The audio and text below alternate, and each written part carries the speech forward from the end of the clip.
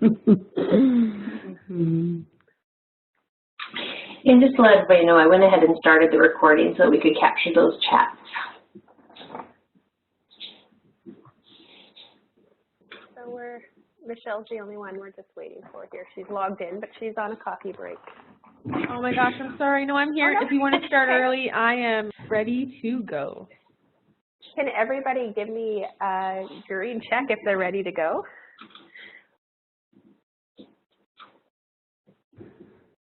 Wonderful. Tracy, yay! Okay, so Joanna, do you want to start a little bit early then? Yeah, go right ahead, and the recording's already begun, so you're good to go. Okay, so I would just want to make sure that everybody has a copy of the Family Care Plan Guide with them. And since everybody's logged in, we'll be starting a little bit early today. And thank you for all joining us.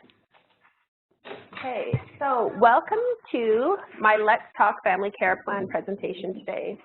Looking at today's agenda, we will start off with introductions and reviewing the ground rules of the online classroom.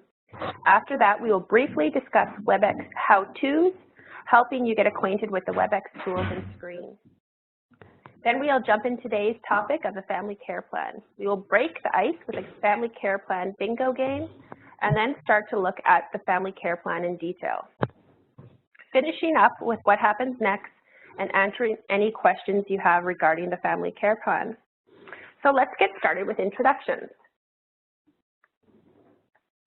I would like to introduce myself. I'm Megan Trollope. I work at Mainland BC MFRC, and I've worked on the Family Care Plan since I joined the staff in September 2014. So it has become a little bit of a passion of mine. I'm a military spouse and mother of 2 little boys, and I know the importance of the Family Care Plan. When our spouses are deployed or away on duty, or even in everyday life, the Family Care Plan allows the families to be operationally ready. So now I'd like to introduce my partner and producer of this session, Joanna. Hi everybody, I'm Joanna, and I am the virtual program developer for Military Family Services US and Yellowknife. And I have the privilege of working these last few months with both Megan and Michelle in our live to virtual class that they've been taking. And I'm so excited to be producing this presentation with Megan today. I had never heard about the Family Care Plan, and so I was really excited to actually find out a little bit about it for myself. So welcome, everybody. Great. Thank you, Joanna. So now I'm going to meet you guys. So when I call upon you, please tell us your name, where you're located, the reason for taking this session, and what your favorite song is. So could I get Ada to go first? Make sure you unmute yourself. Thank you. So I'm Ada. I'm in Surrey today. I'm in this session to help Megan. And my favorite song, there's a lot.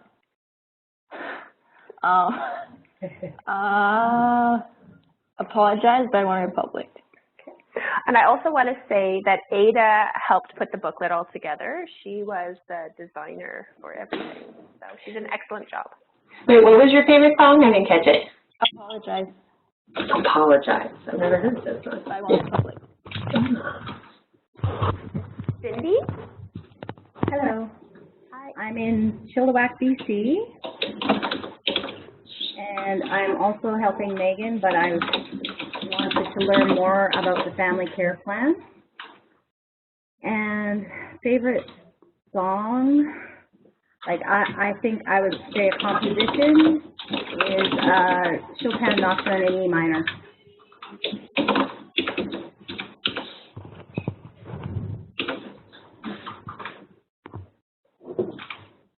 Okay, so Kim? Hi, my name is Kim. I am in the Vancouver office. I'm here as an additional body and to also continue to learn about the WebEx training. And I don't really have a favorite song, but I'm going to go with Hallelujah.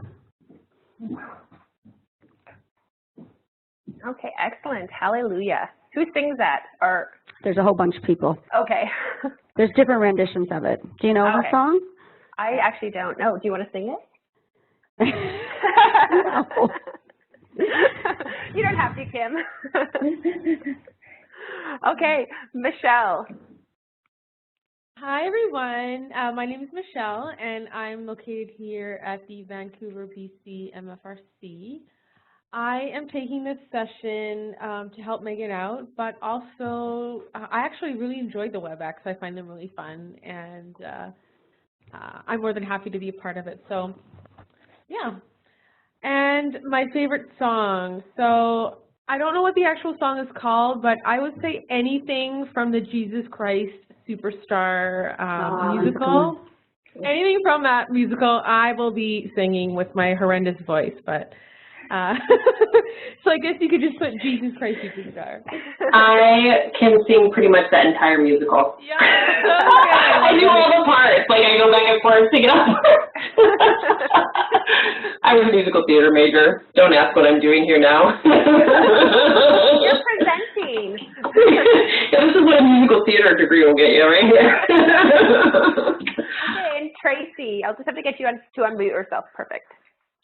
I am here in Vancouver as well in the second part of the BC Mainland MFRC office. I am interested in this because I'm interested to see how the WebEx training all came together and what it produced, and then also specifically looking at better ways on how to present information about the family care plan too, because we all have the opportunity to talk about it from time to time, so it's good to know kind of some key points to hit on.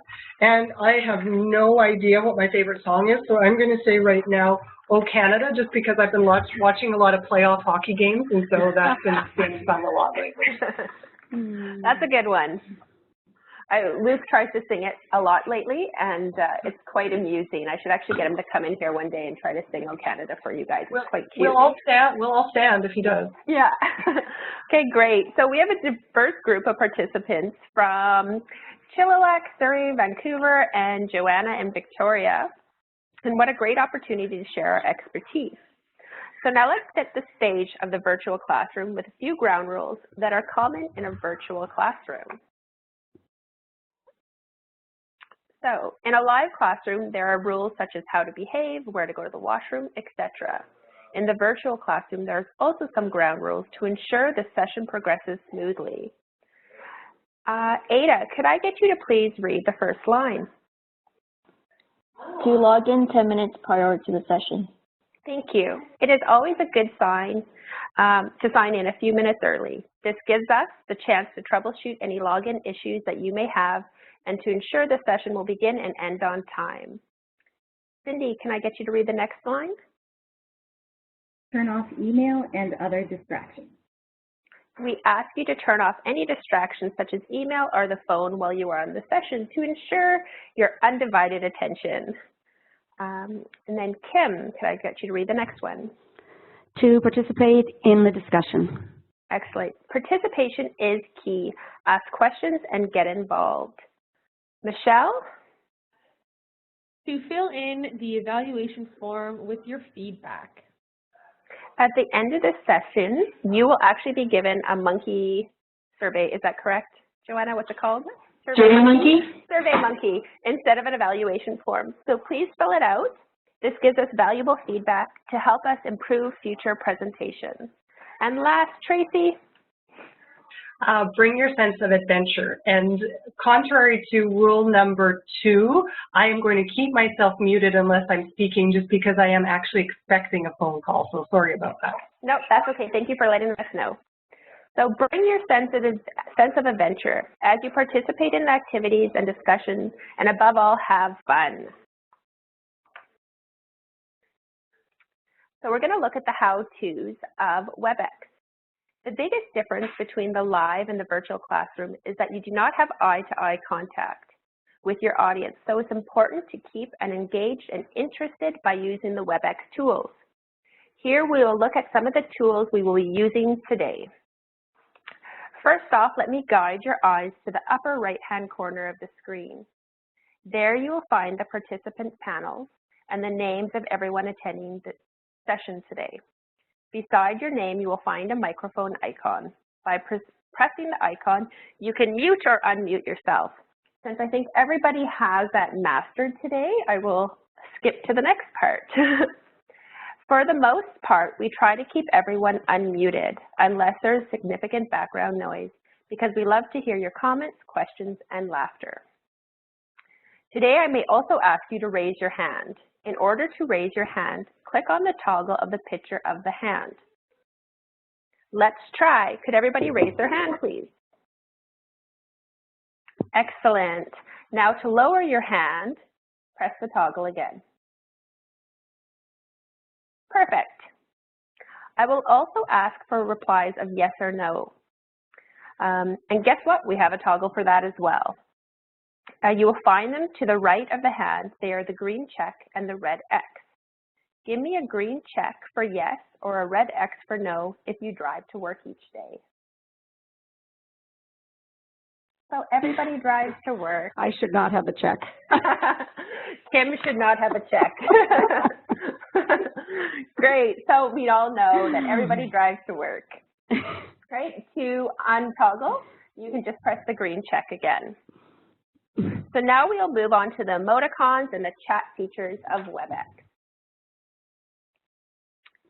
Next to the arrows, you will find the emoticon tools. Beside the happy face, you will see a little black arrow. This is called the drop-down menu, where you can find a choice of emoticons. In today's session, we request you use the coffee cup and mute yourself if you have to leave at any time. This will let us know that you have stepped away.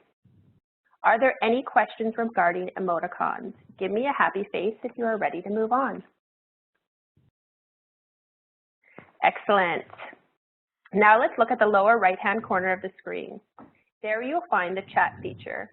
It works much like instant messaging. Give me a green check if you have used instant messaging before. I know Ada has, because she texts all the time. When using the chat menu, you can select who you want to message to, or who you want the message to be seen by. We will most likely use all participants, but by selecting the drop-down menu, you can private chat individuals or the presenter and producer. Remember that mistakes can happen, and be careful to not say anything you don't want the whole class to hear. So let's try it out. Select all participants from the drop-down menu and write in the chat box what you feel an emergency is.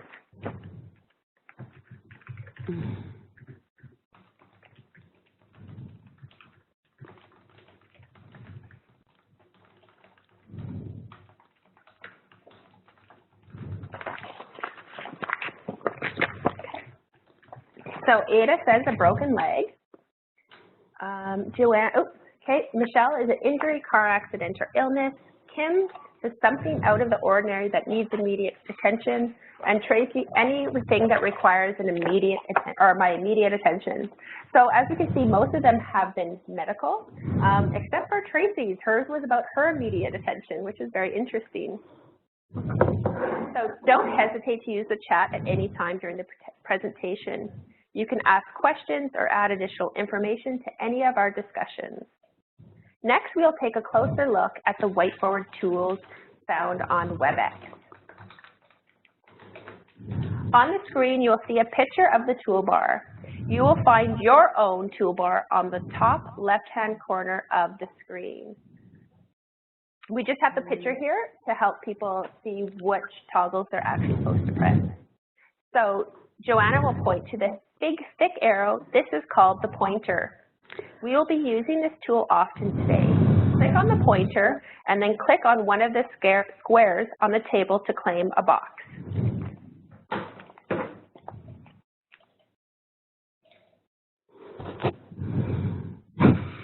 Mine's not working. Why? Oh, so never mind. No, I'm good. I got it. I got it. Oh, great. Everybody has one. I don't like to the right of the pointer is the letter T. This is called the text tool.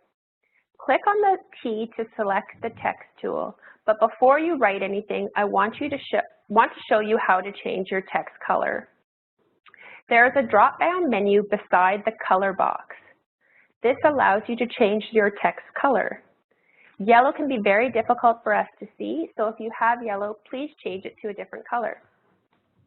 Now in your box you have claimed with your pointer, write your first and last name.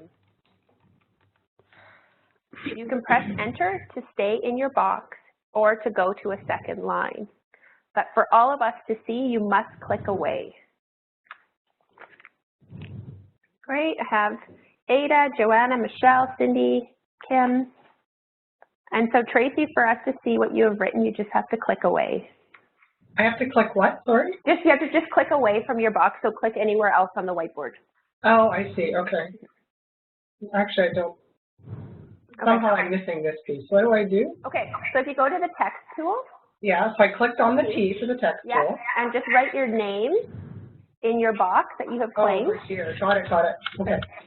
And then just click somewhere else on the whiteboard, and then we'll be able to see what you have written.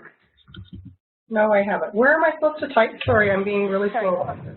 So Joanna's pointing with the MFRC PEI, so type in your box there. Oh, okay, never mind. You need your T. Yes. Excellent, thank you. So there are also additional tools that you can use on the whiteboard, such as drawing lines, shapes, and pre-drawing, but we will not be using them today. But the last thing I want to talk to you about is the eraser icon, and this you can use to erase your work.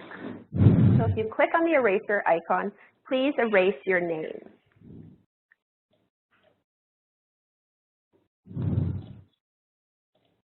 How do you get it off? Click again. Just click again. Okay. Excellent. Great. So now you all know how to use the WebEx Whiteboard tools. Now, for the next couple of minutes, we are just going to have some fun and get to know each other family care plan style with a friendly game of bingo. I will randomly select a box on the screen and read it out loud. Look for the producer's pointer to see which box is being read. Using your text tool, write your initials in the box to identify, if the sentence applies to you. Call bingo if you completed a row across, down, or diagonally. Give me a green check if you are ready to go, or a red X if you have any questions. Great, so let's get started. Put your initials in the center box if you have a military member in your family, which with this group will be a little bit more difficult. It's supposed to be the free box, but since some of you don't have that, just put your initials anyway, please.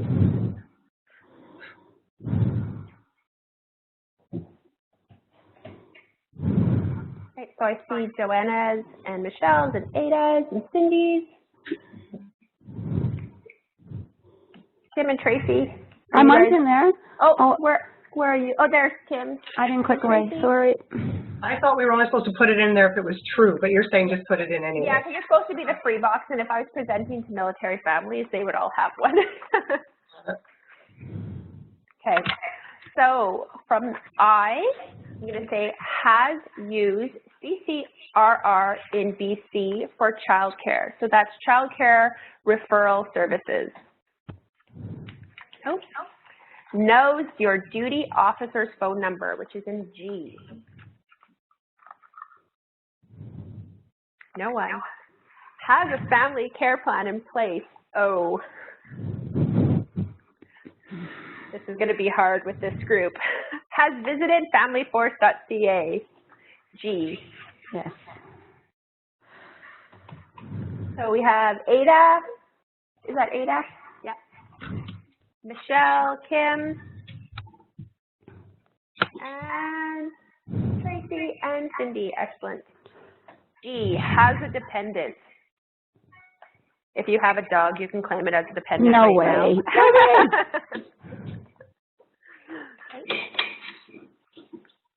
N, has local family support.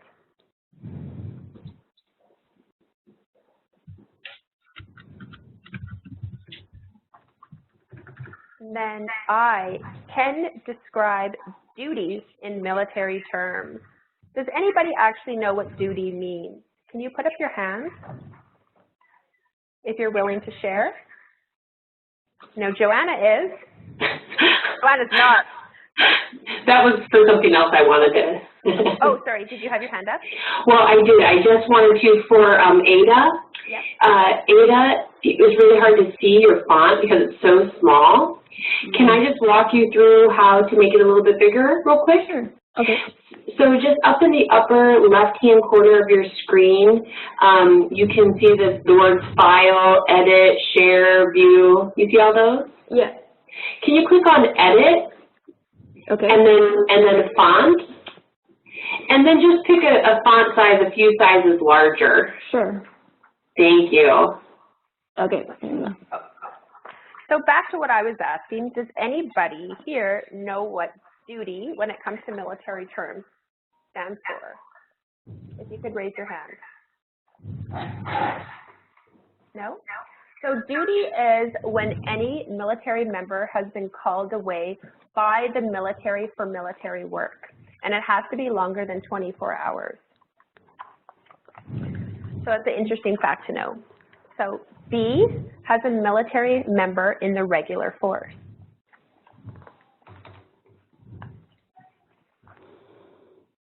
Okay. B has called the family information line. And let's see. B knows what FLO stands for. I was hoping, oh, excellent. So we have Michelle and Tim knows what that stands for. Anybody else? I hope everybody knows what FLO stands for. Come on, Ada. My font is too small. Okay. Hold on, let me fix it.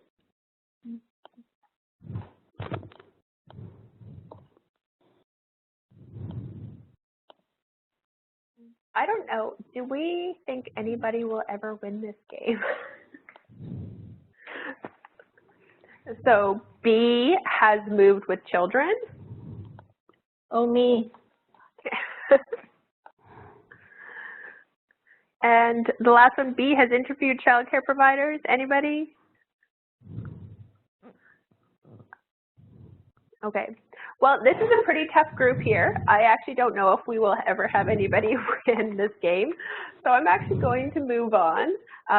But if it was a real presentation to family members, hopefully we would actually have a winner, since most of these are due to childcare, having preschool children, and knowing what the family care plan stands for.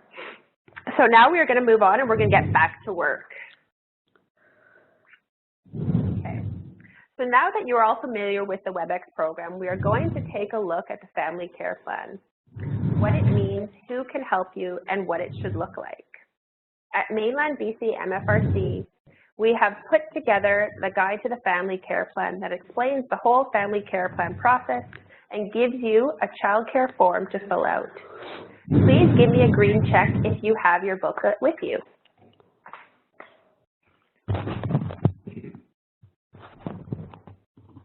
Great. So Tracy, do you have yours? Yes, okay, excellent, great. So we will be going through this booklet today, so if you can have it with you, I will tell you which pages to flip to as we go through my presentation. The D&D Family Care Plan document is a list that lists emergency contacts in the event emergency child care is needed. The military member is to complete this form as they clear into a new unit, and it's stored in their orderly room. We have found that this is not helpful and believe a primary caregiver should have their own copy of the family care plan in their home. So we have designed this guide with the family care plan that helps families to have a better understanding of the family care plan and to reinforce the importance of having an up-to-date and completed one. We have also created your child care plan form, which is to be completed as a family and to be kept at your home in the event emergency child care is needed. Using your pointer, select a row on the screen. In the next 2 minutes, using your text tool, give a couple reasons why we should all have a family care plan. And don't worry if you don't have 2 or 3, give me as many as you can.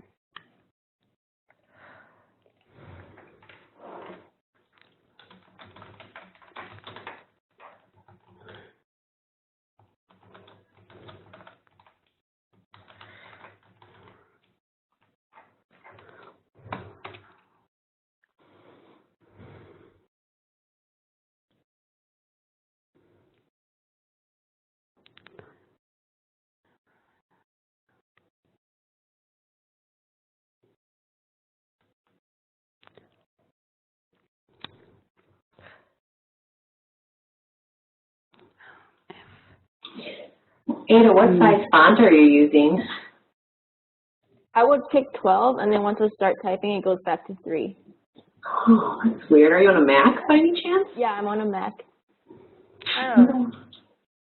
I've had to do this before as well. So can you try putting it up to, like, I don't know, maybe 20? Okay.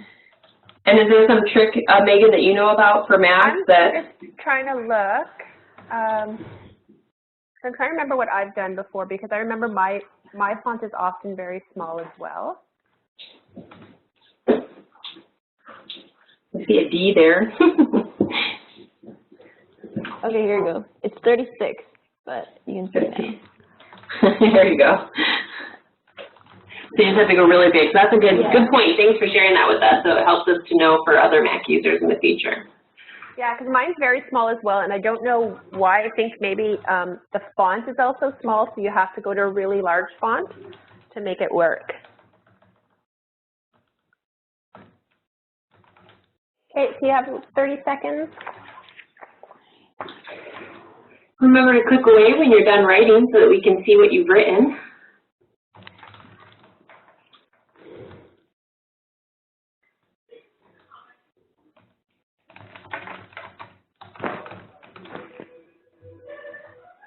Okay, so the 2 minutes up. Kim and Tracy, have you clicked away or are you finished? Almost.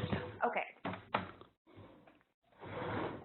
So we can get started. I'll get Michelle. Can you read your reasons for me first, please? Yes. So I said so you are prepared for an emergency. Excellent. We all need our families prepared. You have to have a plan in place for in case an emergency happens. Kim, could I get you to read yours? Sure. So that you're prepared when an emergency arises, which is similar to Michelle's, so that the military member will feel confident when they're away on duty, and so that you know to update it when info changes, like, oh, I had another baby. Well, it's right in front of me on my fridge, so I need to put that child in my family care plan. Excellent. I really like the part you put that the military member will feel confident when they're away on duty. Remember, we are trying to have our families operationally ready. It's not just the military member, it's also the family. And by having a form completed, they will feel confident to leave and be away on duty and know that everything's in control. Tracy. So in an emergency, it's good not to have to rely on memory, better to have it written down.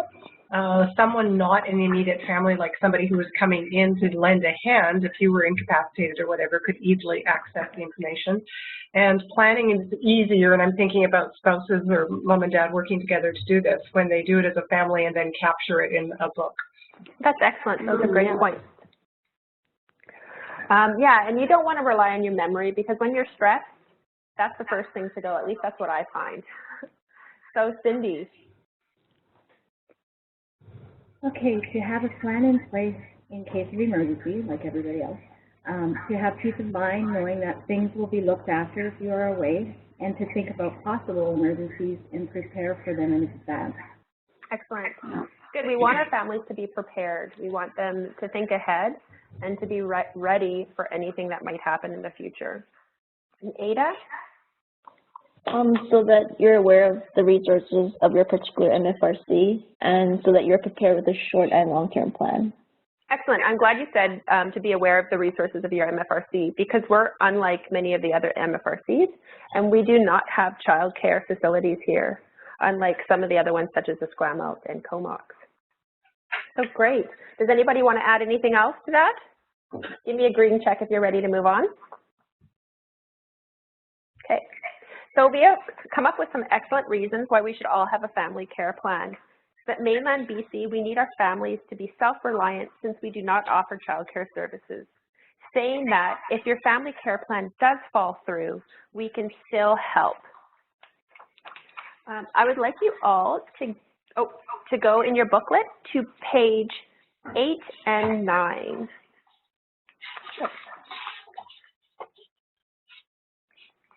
Situations may occur when your family care plan has fallen through and the military member is away on duty. We have a duty officer and family liaison officer here at the MFRC to help with emergency child care services and emergency respite childcare services.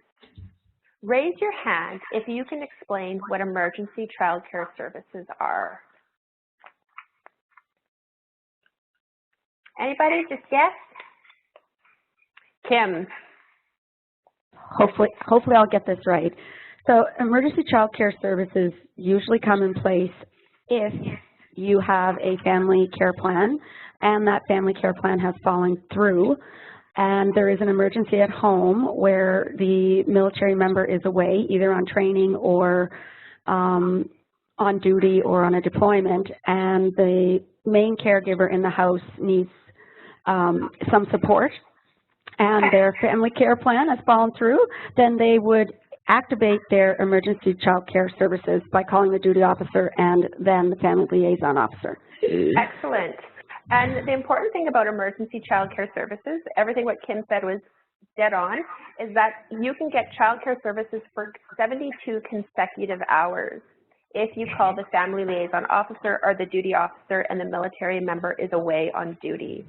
And it only qualifies if the military member is away on duty. Okay, raise your hand if you know what emergency respite child care services stands for. Anybody? I do, but I'll let someone else go. Yeah. Michelle, why don't you give us a guess? Sorry, can you repeat the question? So what do you think emergency respite child care services are? Okay, so I would think that those are services that every military family has access to in the case of an emergency, and it's only like a certain amount of hours. Yes. So you can't rely on it. Excellent. So the emergency respite child care services also is available to families if the military member is away on duty, and the parent or guardian at home requires a period of relief or respite care, in which is critical for the mental health of the child or the caregiver, and you get 72 hours of non-consecutive child care for emergency respite child care. So it's not continuous. So a person can use it several times over at the military member being away on duty. So there's those things we need to know the difference between. And remember that you can only get these services through your family liaison officer and your duty officer. So we're going to play another game quickly. And who does what if your family care falls through? On the whiteboard, you will see a table with duties and responsibilities of the family liaison officer or the duty officer. You will see that you have been signed either the family liaison officer or the FLO or the duty officer. Using your pointer, choose a box on the table that you feel represents your assigned individual or the job of your assigned individual. So Ada, we have you, Ada, Cindy, and Kim. I want you guys to select a box that you feel represents the family liaison officer. And Michelle and Tracy, you select a box that you feel represents the duty officer. And I believe Tracy has a question. Oh, yes, Tracy. So my question was with regards to the emergency respite care, when it's non-continuous hours, is there a stipulation as to how many of those hours you can string together? Because I don't think it means to say that you could only use it in 72 one-hour blocks, right? No, so you could use it for a day, or you can use it for 12 hours, depending what you would need it for. So but you can't just string the whole 72 hours together because then that falls into your emergency care, is that right? Yes. Okay. But they don't have a stipulation as to how many of those hours you can string together? No, there's no stipulation on how many of those hours. Okay.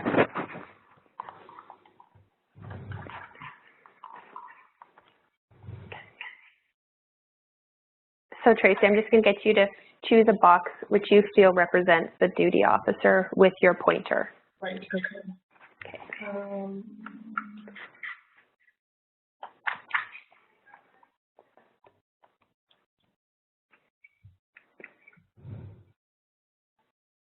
Okay, excellent. Okay, Okay, so Cindy, I'm going to get you to go first.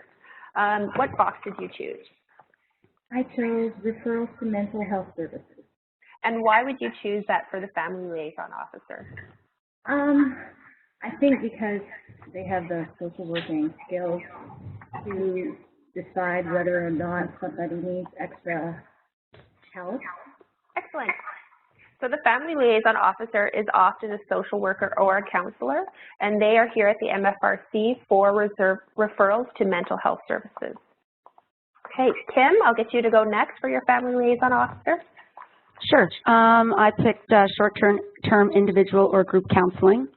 Perfect. So that also is a Family Liaison Officer. As we said, they're a social worker or a counselor, so they're here to support our families. Ada? I picked outreach support to families. Excellent. Perfect. That's also the Family Liaison Officer. So Michelle and Tracy, you guys both chose the available 24 hours a day, 7 days a week. Michelle, can you tell me why you chose this one? Sorry? Yeah, I can pick another one. Okay. So reports to the chain of command. Or excellent. So the duty officer is there to report to the chain of command. So if there is an emergency in your family, the duty officer would be the one who would contact the chain of command and get in touch with the military member. And Tracy, you chose which one, sorry?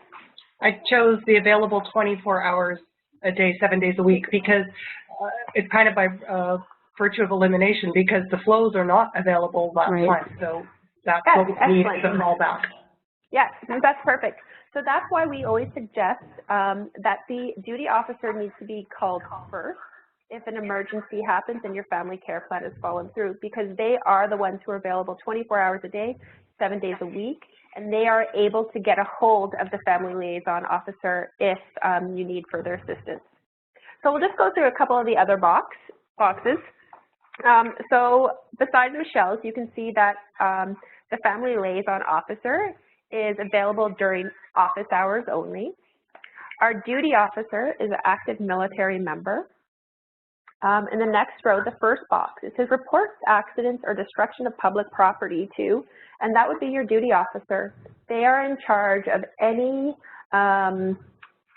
public property that is on a military base. After that, we'll contact the military member on your behalf. That would be the duty officer. Is available for emergency situations. That would be both the duty officer and the Family Liaison Officer. And then who you could contact if your family care plan falls through. Firstly, you would contact the duty officer, and then you would contact your Family Liaison Officer. And last, provide supports for families of the military members. That would be your Family Liaison Officer. So great. The duty officer and Family Liaison Officer role in emergency childcare and emergency respite childcare differ, but ultimately they are here to help. After this session, you can go through your guide on the family care plan, and it goes into detail on the roles and responsibilities of both. Can be found on page 8 and 9, so the page that I had you guys turn to. Raise your hand if you have any questions regarding emergency childcare, the flow, or the duty officer. No questions? Excellent. Now that we understand the roles of the flow and the duty officer in the event of a family care plan, in the event your family care plan falls through, let's take a closer look at the family care plan components. Please turn to page 13 of your booklet.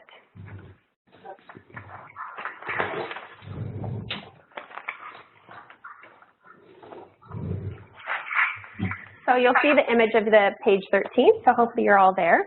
So we at the MFRC have created this form, your child care plan. The first page is designed to be given to your child care provider if emergency child care is needed.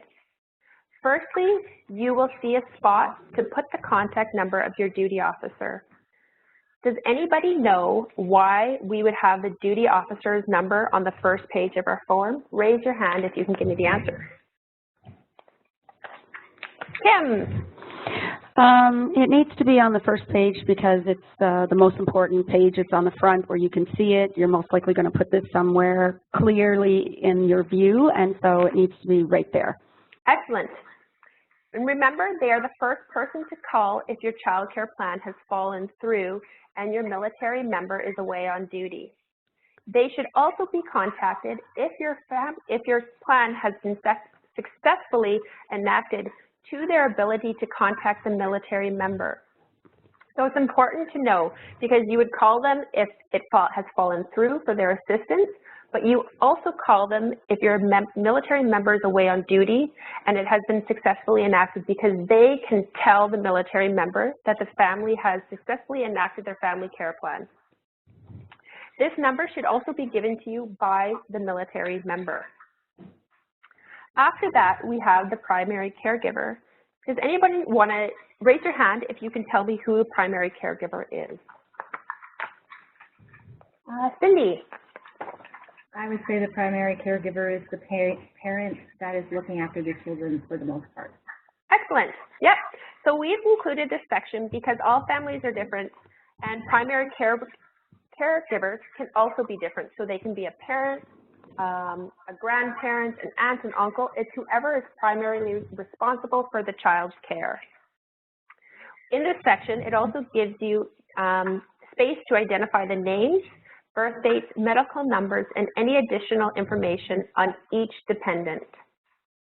We have also included an important contact section where you can put doctor's numbers, school contacts, neighbors, or etc. So these are any contacts that may be helpful for a child care provider to have. After that, we have included a daily schedule.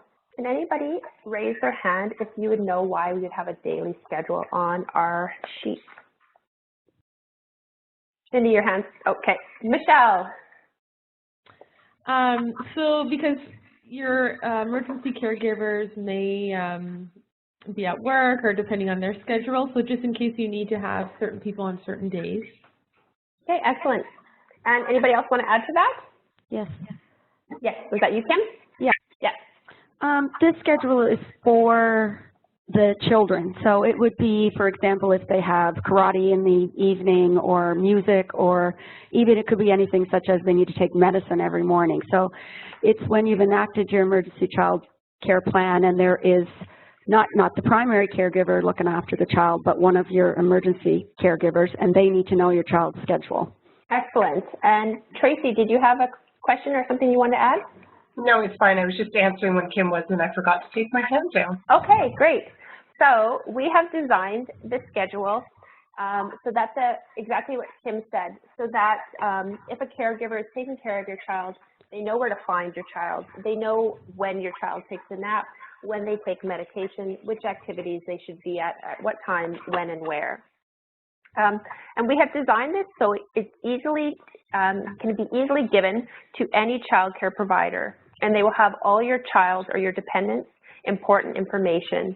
This will ensure a speedy handover if an emergency has taken place. Next, I'll get you to go to page 14 of your guide. The second page of your child care plan is for emergency child care contacts. This is a child care provider who is available for day and nighttime immediate child care up to 72 hours. The first 72 hours is most critical. We suggest finding 2 individuals who are available for available as your immediate child care provider. I would like you now to think of 2 people who you would choose as your 72-hour child care providers. Give me a green check if you have a 72-hour child care provider. What if you don't have kids? Yeah, don't worry. Kids, people who would have kids, right? Okay. Okay, Michelle, yay, Kim, excellent. Ada, perfect. So, included in your guide on page 12 are things to consider when creating a child care plan.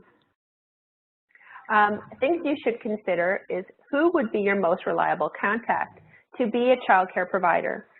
Have you asked them to be your designate? It's important that you ask people to be your designate child care provider, because if they don't know, they might not be available to assist you in an emergency.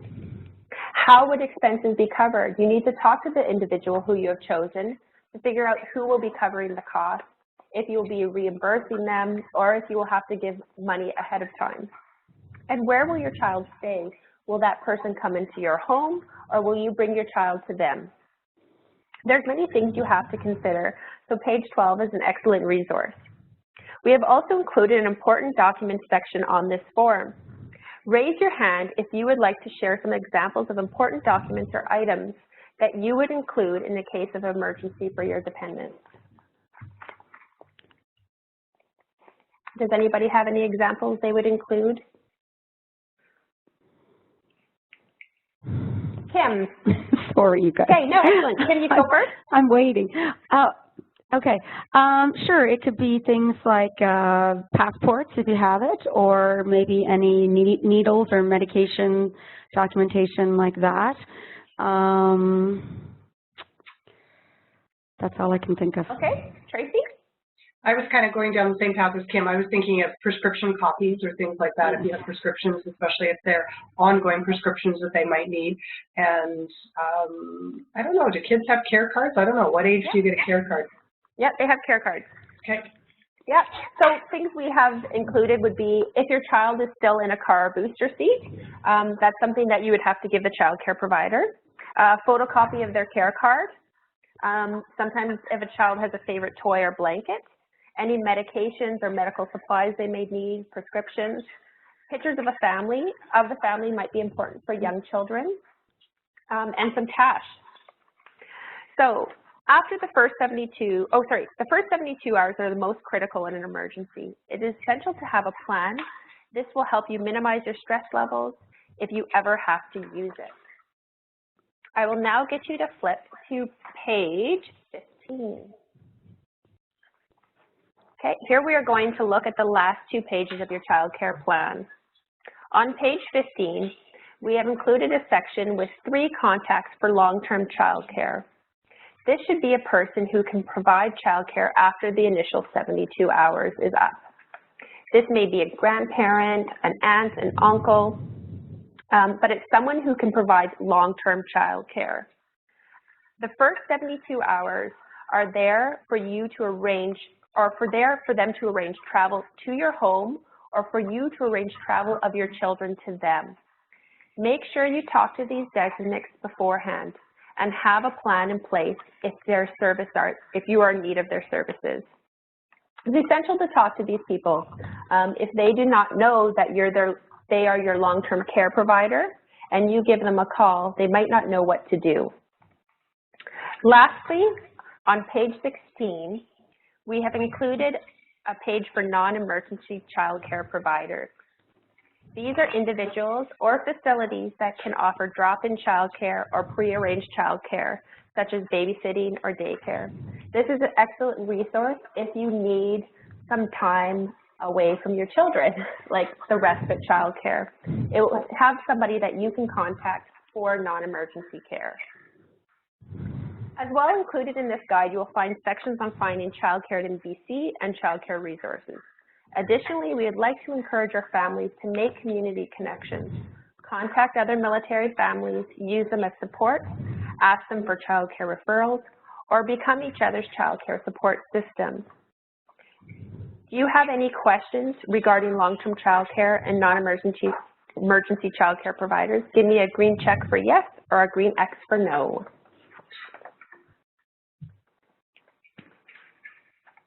Great. So, as a family, complete your child care form.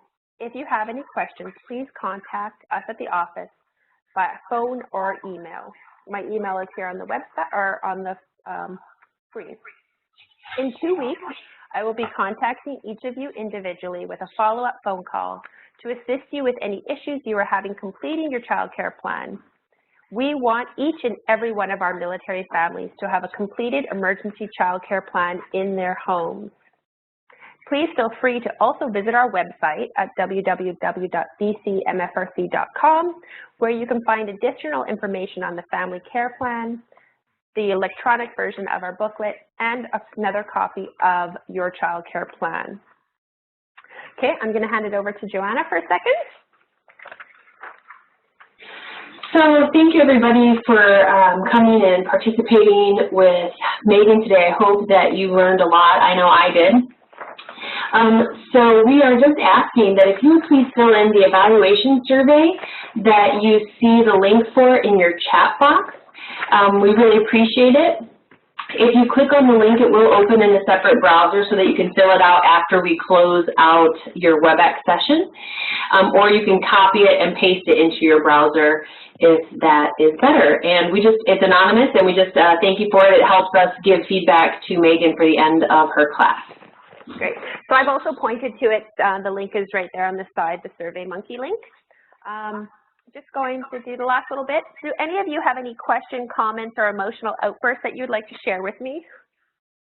I think it's a really good idea that you incorporated in here that you're going to follow up, because I think with all of us, we tend to put things like this off. So I think it's a really good idea to have a follow-up anytime these booklets are handed out. Great, thank you. Anybody else?